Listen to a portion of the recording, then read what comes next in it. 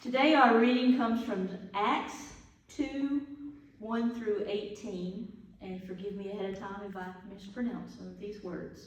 I'll do my best.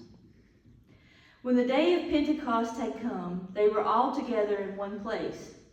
And suddenly, from the heaven, there came a sound like the rush of a violent wind, and it filled the entire house where they were sitting. Divided tongues as of fire appeared among them, and a tongue rested on each of them. All of them were filled with the Holy Spirit and began to speak in other languages, as the Spirit gave them ability. Now they were devout Jews from every people under heaven living in Jerusalem. And at this sound the crowd gathered and was bewildered, because each one heard them speaking in the native language of each.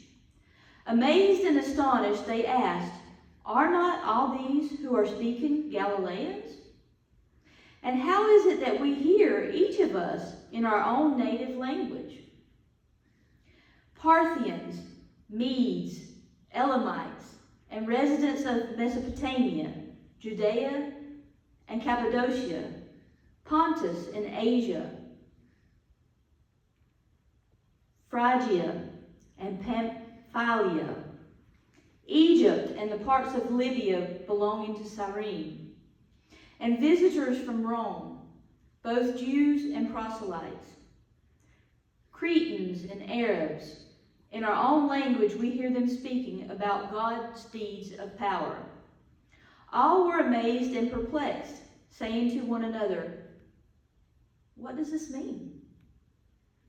But others sneered and said, "They are filled with a new wine." But Peter, standing with the 11, raised his voice and addressed them. "People of Judea, and all who live in Jerusalem, let this be known to you, and listen to what I say. Indeed, these are not drunk, as you suppose, for it is only 9 o'clock in the morning. No, this is what was spoken through the prophet Joel. In the last days it will be, God declares, that I will pour out my Spirit upon all flesh, and your sons and your daughters shall prophesy, and your young ones shall see visions, and your old ones shall see dreams.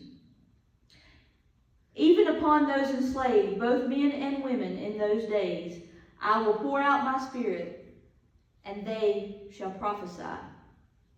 Let us hear living words. Thanks be to God.